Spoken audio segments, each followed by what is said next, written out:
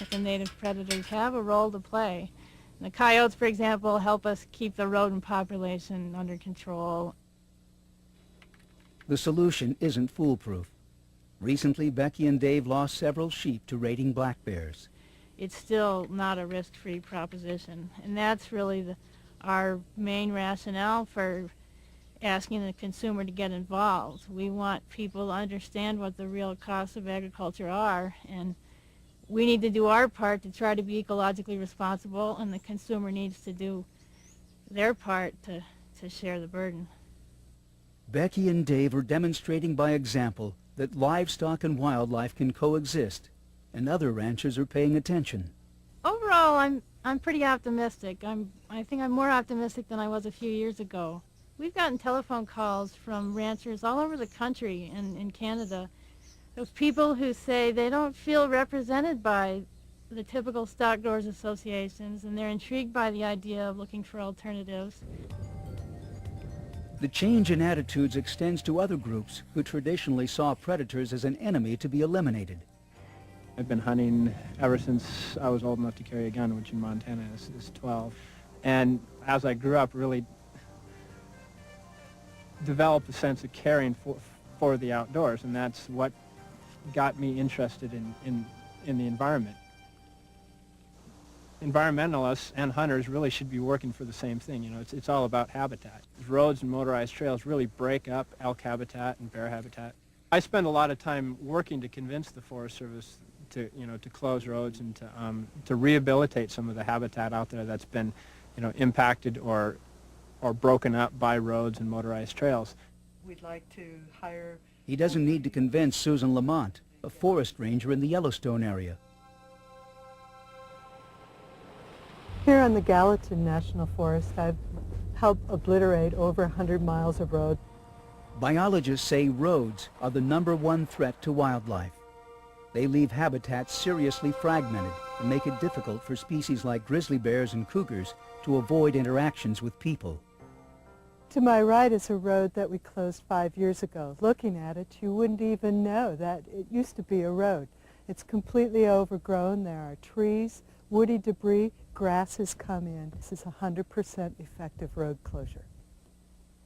We work with the public to decide which road should be obliterated and keep just a minimum network of roads. Susan Lamont has no intention of keeping people out of the forest. In fact, she believes her road closures are successfully improving animal habitat and the quality of wilderness experiences for humans as well. It's an emotional thing for me, and other people may disagree, but I find it a real treat to hear wolves in the morning when I walk to work. That's going to be one that we want to really make sure we pin down. For people like Bill Bryan, who runs a travel business in Bozeman, protection of predators also makes good economic sense. When we did a survey of our clients about a year ago, our client profile showed that the #1 interest was seeing wildlife. They really want to see those animals. They want to see them in a natural surrounding. We get time and again people saying, are we going to see a bear? Are we going to even see a grizzly bear? For somebody to see a grizzly while they're out on a hike, that's high adventure, even if it's half a mile away. Business-wise, if we didn't have the wolf and the bear, the Rockies would not be as unique a place to go to. In parts of the United States, changing attitudes and popular support have led to the reintroduction of some species to areas from which they'd been eliminated. The most famous case was the restoration of Yellowstone's wolf population. We reintroduced 31 wolves in 1995 and 1996. The population grew rapidly. At the beginning of this breeding season in the Yellowstone ecosystem, we had about 115 to 120 wolves. Wolves that do prey on livestock can be killed, but that's seldom been necessary so far. We've tried aversive conditioning techniques such as firing cracker shells at wolves to kind of scare them away from livestock. We've built fencing and flagging. We've used electronic sirens. We give ranchers radio receivers so they can locate wolves. And so far in the past 6 years, we've had no abuse of that. The wolves are doing remarkably well. They're filling their role in the ecosystem. They're killing primarily elk. They've killed a lot fewer cattle and sheep than we ever predicted they would. The decision to reintroduce wolves to Yellowstone was made after careful scientific studies and polls showing overwhelming public support. Wolves are now being restored to their original habitat in the Southwest and in other areas of the United States as well. The recipe to success for wolves is to have wolves where there's large contiguous tracts of unsettled wild land, places of low human population density. We've got to save big wildlands, and by saving big wildlands, you can save wolves. Saving big wildlands is necessary for the protection of all predators. But those areas must not be separated from each other as islands in a sea of development. That's a lesson Claire Schlotterbeck learned after she fought to save the open space near her home in Southern California. This is one of the world's 20 hotspots for biodiversity. There's more variety of life in this region than any region of comparable size in the country, which makes it a hotspot. And it's a hotspot because it's falling apart, being threatened by development. Claire lives on the edge of the Chino Hills, grassy rolling country north of the high tree-covered Santa Ana Mountains.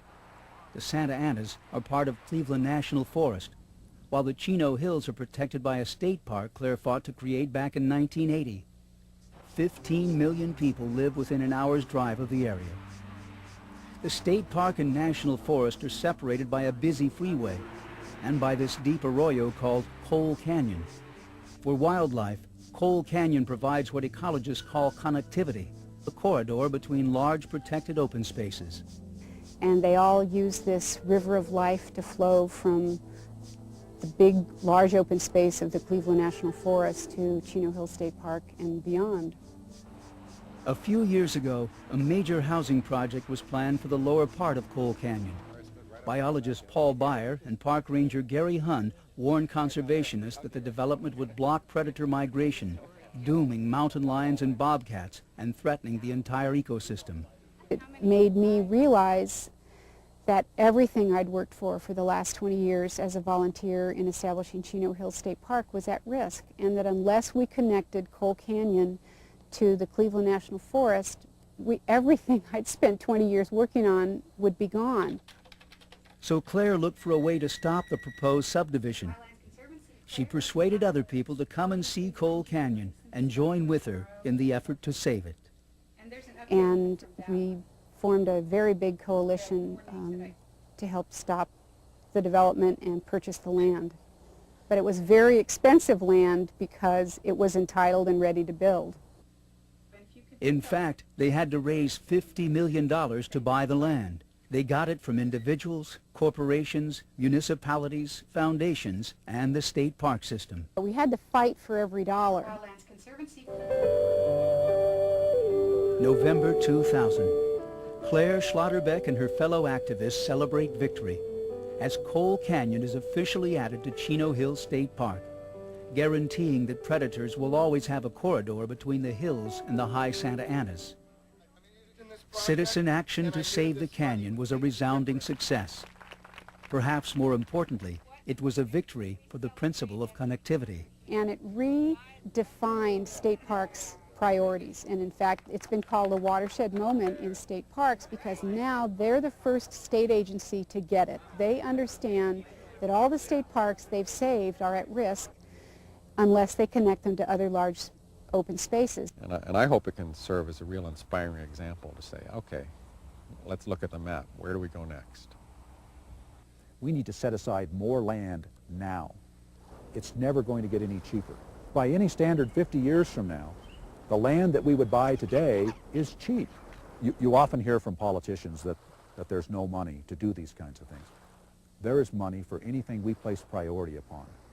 Even in the inner cities, they're saying we want more parks. We want places to recreate. We're worried about the mental health of our children. We're worried about the discipline and the delinquency problems of our children. And we see parks, we see refuges and wildlife areas to take our children to teach them different values than they learn in a concrete jungle. We're going to play a predator-prey game right now, and The coyotes have to bring their prey over to their den. These Orange County, California school children are learning nature's values through a game that lets some of them be predators and the rest prey. They discover how important predators are to the delicate balance of nature. They will understand more deeply than did generations before them why saving land and wildlife matters. From Los Angeles to Yellowstone, from the southern Rockies to the northern Appalachians, Americans are learning that people and predators can coexist in harmony and balance. We've already witnessed a revolution, going from seeing them as commodities, as just meat on the hoof, to where we genuinely cherish them, and we've done lots of things for them. And I think there's no reason why that transformation has to stop now. I think it's going to continue. And that's going to be the salvation of the large carnivores. Ultimately, the decision to save predators is not just about science. It's about us, about our values and the maturity of our civilization, about our appreciation of the right of all species to live freely on this earth. We can assure that our children and all children to come inherit a world still filled with the beauty, magic, and power of these wild animals. It's up to us.